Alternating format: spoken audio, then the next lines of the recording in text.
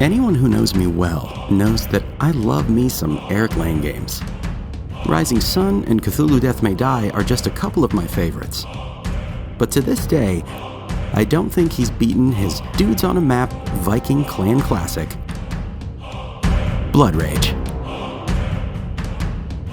This card drafting area control game will have players competing to gain glory while taming gigantic mythological beasts to help them pillage their way to victory.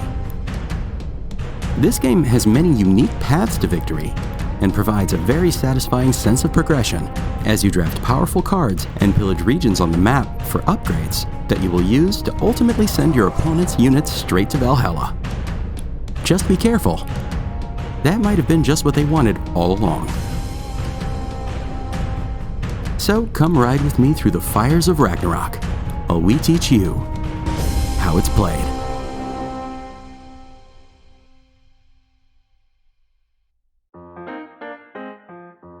To set up the game, place the game board in the center of the table. Have each player choose a clan and take all of the components matching that clan. Each clan has one clan sheet, 4 clan tokens, 8 warriors, 1 leader, and 1 ship in their color. There are 2 different sculpts for all of the warriors in all of the clans, so make sure to place all of your warriors and leader figures onto these colored bases.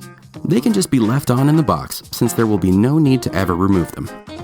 Place all of these near your clan sheet to form your supply.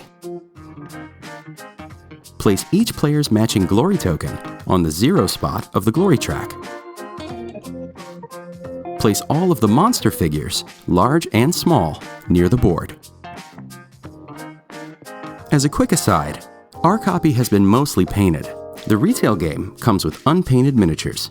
We also have the Kickstarter version of the game here in the studio today, which will replace some of the cardboard components with plastic ones and add a few more monsters and cards to the deck that might not be in your copy.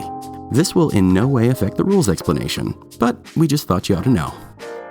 Place the Age track sheet and the Valhalla sheet near the board. The game is played in 3 ages. Each age has its own deck of cards that represent gifts from the gods. Collect these cards and have the players remove any cards from each deck that don't correspond with the current player count. For example, if you're playing with 3 players, you would remove all of the cards marked with a 4+ or higher from all 3 decks. Once this is done, place each deck onto its matching space on the age track, along with the age token. This token will keep track of what phase the game is currently in. Based on the number of players, there will be a number of regions that have already been destroyed by Ragnarok before the game even begins. Shuffle these tiles and place 1 onto the matching region in a 4-player game. Place 2 for a 3-player game, and 3 for a 2-player game. Then, place 1 more onto each of these 3 spaces face up and return the rest to the box. Then, place 1 random pillage reward token face up onto each remaining province, with the triple stat reward token being placed right here in the middle of the board, on the Great Tree of Life, Yggdrasil. Finally, give the first player token to the player who was born furthest to the north, and we can begin with the initial card draft.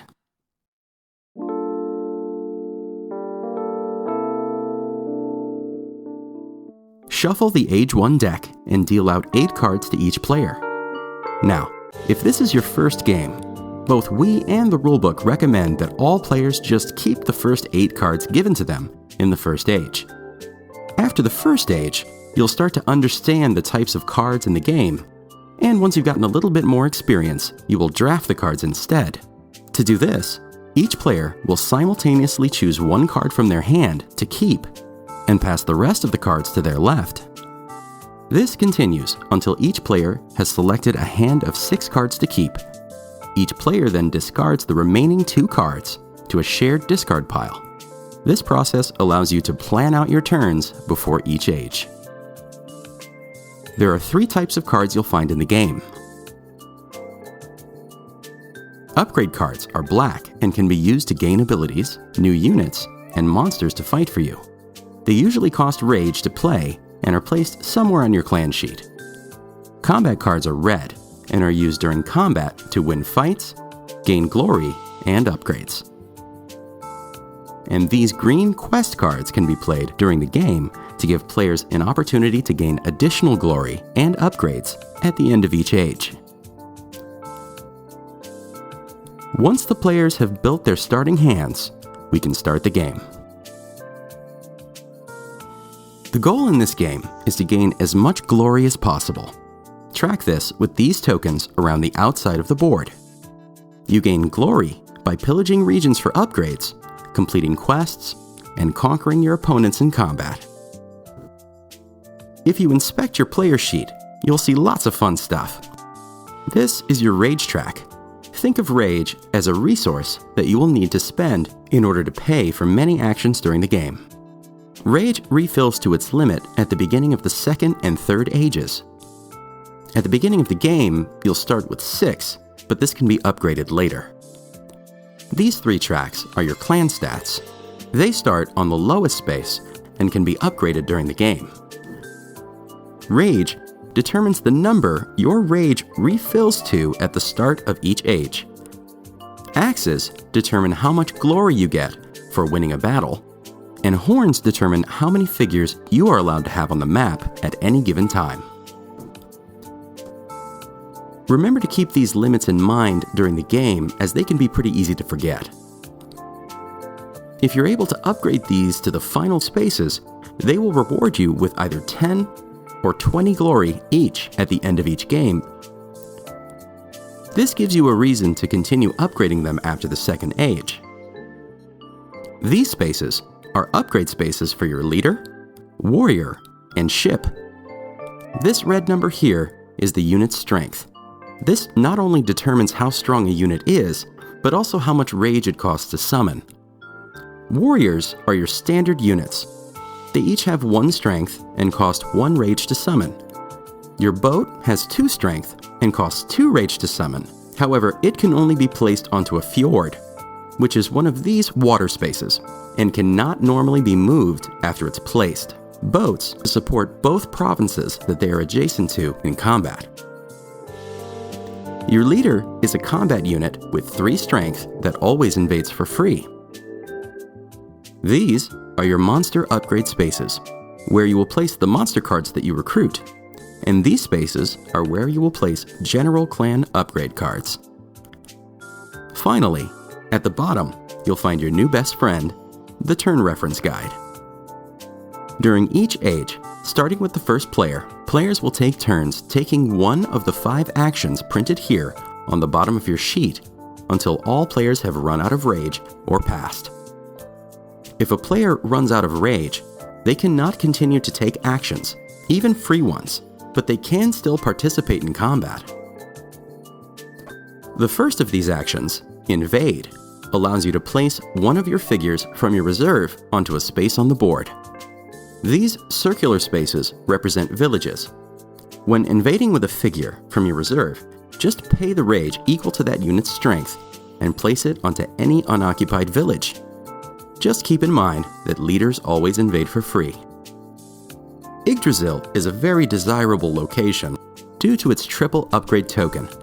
This central space has no villages, is adjacent to every other space on the map, and it can support any number of units. However, you may not normally summon units directly to Yggdrasil. In order to get there, you'll need to take the second action on your sheet, March. To march, you must pay 1 rage and then move any number of your units from one province to any other province. As long as there is space at the destination, you may choose any number of your figures to move, and the destination can be anywhere on the board. And of course, you may move to and from Yggdrasil with this action. The upgrade action allows you to play 1 upgrade card from your hand to your player sheet. To do this, just pay the cost in rage and place the card onto its designated location. Clan and monster upgrade cards all have specific spots on your sheet and are limited to the spaces provided. Leader, ship, and warrior upgrades are placed hanging off your player sheet and are limited at most to 1 card. You can always choose to replace any upgrade card at any time just by replacing the card. However, If the card was a monster, you must return that unit to the supply immediately. Monster upgrades allow you to take control of great mythical beasts to aid you in your conquest. To play these, just pay the indicated rage and invade immediately with that unit for free. To take the quest action, just play one of these green quest cards to your player board face down. There is no limit to the number of quest cards you can commit to in each age, but you can only gain the benefits from up to 2 quests of each type each age. At the end of the age, for each card that you have successfully completed, you will gain the indicated glory and you may raise one of your clan stats by 1. Pillaging provinces is a great way to gain valuable upgrades and glory. To pillage a province, you must have at least 1 figure there, and it must have a face-up, unpillaged reward token. Once you have declared a pillage, there is a call to battle. If players have units in any adjacent provinces, they will have the opportunity to join the fight. Starting with the player to your left and continuing clockwise around the table, each player with at least 1 figure in an adjacent province may, if they wish, move one of their figures from an adjacent province into the active one. This continues until either no other players are able or wish to add figures to the fight, or all of the villages in that province are occupied. As a reminder, Yggdrasil has no village spaces and can hold any number of figures. It's also adjacent to every other province on the map, so if you start a pillage here, everyone can join. Once players have added their figures, a battle takes place. If you have at least 1 figure in a battle, you're involved. Ships and fjords are supporting both provinces that they're adjacent to, so that means that this battle involves the Raven, Snake, and Boar clans. Each involved player will simultaneously choose 1 card from their hand to play face down. You may choose any card, but only combat cards have an effect during combat. Once you've done this, you will all simultaneously flip over your chosen cards. You will then resolve any text on the cards and then determine a winner. First, add up the strength of any units you have in that battle with any combat cards you played this round. Whoever has the most strength in the province wins the battle and all the glory. When you win a combat, all enemy figures in that space are moved to Valhalla, and you gain glory equal to your current horn stat. In the event of a tie, all of the figures in that space are sent to Valhalla, and the fight ends in a bloodbath.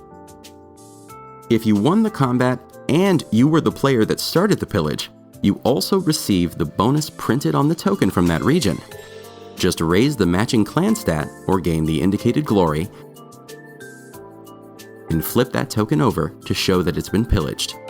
Regions can normally only be pillaged once per age. This token gives you 5 glory in addition to the glory you would normally win from battle. These tokens raise the indicated clan stat by 1, while the Yggdrasil token raises all 3 of your clan stats by 1. Once you have run out of rage, you must pass your turns until all players have run out of rage. You may also choose to pass your turn at any time, but if you do this, you forfeit any remaining rage for the rest of the age.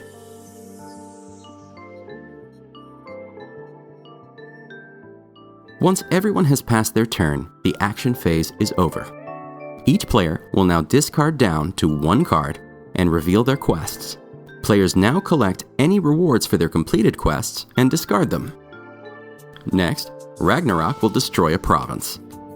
All figures in the zone with the Doom token will be sent to Valhalla. Each figure sent to Valhalla in this way will earn their clan the indicated glory on the age track. Finally, at the end of each age, all figures are released from Valhalla and returned to their owner's supply. All units, including monsters you get back from the supply, can be summoned again normally by paying their strength and rage. After all figures are released, you can start a new round by dealing out 8 cards from the next age deck to each player. Players will draft the cards as described earlier to build their hands, ending up with a total of 7 cards. 6 new ones from the draft, and 1 from the last age, if you had any cards left at the end of the last age. The game will continue like this until the end of the Third Age, at which point the player with the most glory wins.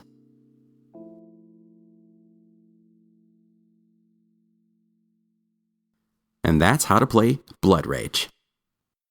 A